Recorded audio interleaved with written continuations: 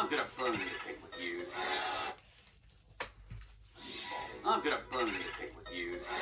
It's time to check out the last tiny shred of creativity, not yet destroyed by the corporate pinheads running Nickelodeon. SpongeBob. As much as I enjoy this cheery sponge's underwater fast food routines, over the years he has managed some bad episodes worthy of song. So, in order to honor the dim-witted, Nimrod moves Nickelodeon's been making to stifle all creativity left on their network, let's check out the top 6 worst SpongeBob episodes. And as always, if you do like these episodes, that's great. It's just my usual silly personal opinion, and I'm glad you can enjoy these episodes. So take this list with a pinch of salt. Anyway, let's do this countdown. Number 6. The Splinter. SpongeBob, surprise, surprise, gets a splinter. In fact, he gets the ultimate mother of all splinters. A huge, pus-filled, blood-spewing, vein-filled splinter. And, lucky us, we get to see every tiny detail as it's slowly inserted into the skin. And the rest of the episode is pretty much watching the splinter get more and more revolting. And finally, watching Patrick slowly nail the splinter further into SpongeBob's thumb, covering it in garbage to infect it, and finally leaving it looking like a gangrenous, festering horror. Ugh. For starters, this doesn't actually make sense. Given SpongeBob's anatomic structure, how does he even get a blood-spewing splinter anyway? I mean, he's called SpongeBob, but you really do have to give the creators credit for making an injury look so painful, and yet managing to sneak this much horrifying imagery past the censors. The splinter has a lousy premise, not much happens, and it is downright agonizing to watch. And for number 5, SpongeBob, you're fired. Hey Gary, I'm home. Forever. Or you could get another job, maybe? I mean, Mr. Krabs openly admits he only pays you a nickel a day. Why don't you be a jellyfish park ranger or something? You love jellyfish. SpongeBob becomes miserably depressed because he's fired from his fry cook job. In fact, from losing his fry cook job, he loses all faith in himself and all energy to live. First off, I want to say this is a downright bad example for kids. You don't have to define yourself by your job. You should define yourself by how you treat others or the hobbies you enjoy.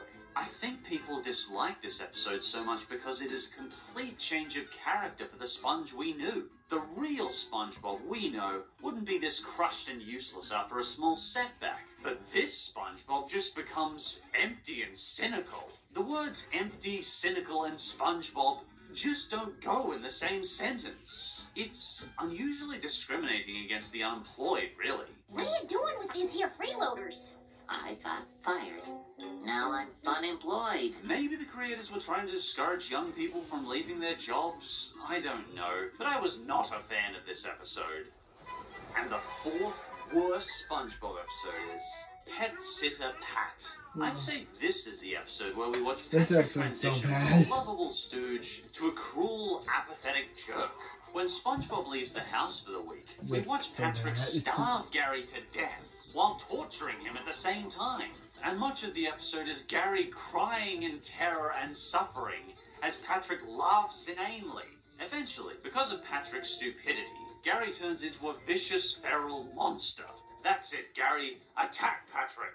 Even I want to see Patrick torn to shreds at this point. This episode really drove home for me why Patrick is one of the most hated cartoon characters. He's not just stupid, but uncaring towards others' feelings. He doesn't even try to do right by SpongeBob and treat his pet well. As the episode drags on, Gary is forced into hiding in order to survive Patrick's rampant stupidity, until eventually Patrick tries to set Gary on fire with a flamethrower. How did we even get fire in the sea anyway? It's the ocean. You can't get fire and water and... And we finish this episode off with Patrick trying to kill Gary with salt. Sure, why not? This is not Patrick's best moment. And the 3rd worst SpongeBob episode is Demolition Doofus. I've always felt bad for Mrs. Puff, but I do get the joke. SpongeBob can be a nuisance. But this this episode felt more like watching her be repeatedly tormented to the brink of insanity. It feels like I'm watching this hidden, malicious, evil side of the writers whenever I see Mrs. Puff. I just never found it that funny or entertaining to continually watch Mrs. Puff suffer. We start the episode off by SpongeBob permanently injuring her, leaving her hospitalized. At this point, she finally snaps, and we watch her slowly seethe with hate, until she eventually decides she needs to kill SpongeBob. I could finally be rid of SpongeBob. Wait, what? Surely on a kid's network, trying to kill SpongeBob is crossing the line just a little? I mean, even Squidward wouldn't try to kill SpongeBob, and he is forced to work with him every single day. To me anyway, seeing someone go insane over their hatred for a person is not really a comfortable experience, and I never quite got the joke of continually beating Mrs. Puffs down until she's miserable. By the end, I really do wish SpongeBob would graduate and Mrs. Puffs would be given peace. And the second worst SpongeBob episode is Stuck in the Ringer. Have I got a stinker for you today? Patrick, surprise, surprise, torments SpongeBob, gluing his friend permanently into the ringer device so he can't eat, work, or even move his hands. I don't even get it. How could stupidity even guide someone to glue someone into place? That seems more like something that would actually take intelligence and malice. This process leaves SpongeBob injured, miserable, and dead inside. This episode is beyond excruciating, and for once, SpongeBob finally complains to Patrick about his passive-aggressive, nasty behavior. You know how I feel about you ruining my life! And he damn well should stand up for himself. And in response, the entire park turns on him for complaining about being abused, claiming he has a bad heart. What kind of twisted, mean-spirited, botched-up moral is that? And just to top off the distasteful pile, we are finally subject to imagery of SpongeBob having become paralyzed and insane after the endless abuse and trauma he suffered. Sometimes there's a lazy, boring episode of SpongeBob, and with 10 seasons, who can blame the occasional stinker? But this is just outright cruel. I guess crying does solve your problems after all. Sure, why not? And before we get to number one, I'd like to give the usual quick, dishonorable mentions. A pal for Gary. I was tempted to cover this one again, but I talked about it in worst episode of Good Cartoons and didn't have much to add. For those who don't know, SpongeBob gets a pet that tries to eat Gary for the whole episode. It's pretty horrible. SquidBob tentacle pens. Just grotesque. Ugh. Truth or square. Endless flashbacks. And as much as I think Tom Kenny is awesome, watching 60 straight minutes of him calling random celebrities was kinda dull. And I can only imagine how bored the kids must have gotten seeing all these random grown-ups they didn't know. Though that being said, I did really like the Scurvy song by Pink. Anyway, here we go. And the number one worst SpongeBob episode is One Course Meal. I don't know why. As a kid, I always liked this episode. I don't know why. The cruelty of this episode. Now looking back, Came up with the idea I never of understand watching why I Plankton like this one. tortured to the point of insanity and suicide, and said, Yeah, that's a great idea for a kid's cartoon. our friend Plankton turns out to be instinctively petrified in fear by the sight of whales. So the creators dedicated the entire episode to torturing Plankton in fear, to the point where he is isolated, broken down, and attempts to kill himself. To which Krabs laughs with glee. Jeebus.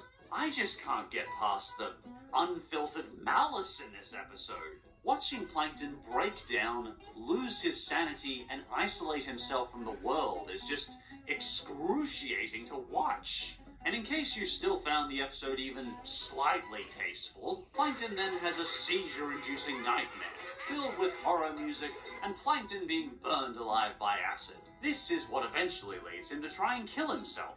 Was there any attempt at good taste in this episode? One Course Meal is truly the epitome of bad for SpongeBob. It's violent, it's cruel, it's disturbing, and downright malicious. I can easily say it remains the number one worst SpongeBob episode. But as much as it's easy to make fun of SpongeBob's bad moments, it remains one of the final creative, innovative cartoons Nickelodeon still airs. And after 16 years of episodes, any cartoon that tries to be creative is going to occasionally have a bad episode. And honestly, even if the new episodes aren't quite as good as the old, SpongeBob has managed to remain so solid over the years. So much so that even Nickelodeon can't find a reason to crush its creativity. It's always been miles above the Nickelodeon sitcoms, which populate most of the channel now. And I honestly don't mind SpongeBob sticking around, because as long as SpongeBob is around, Nickelodeon can never quite forget the value of creative animation. Do you think I missed a particularly bad SpongeBob episode? If you think so, feel free to leave your thoughts in the comments. And as always, thanks for watching, and I'll see you next time.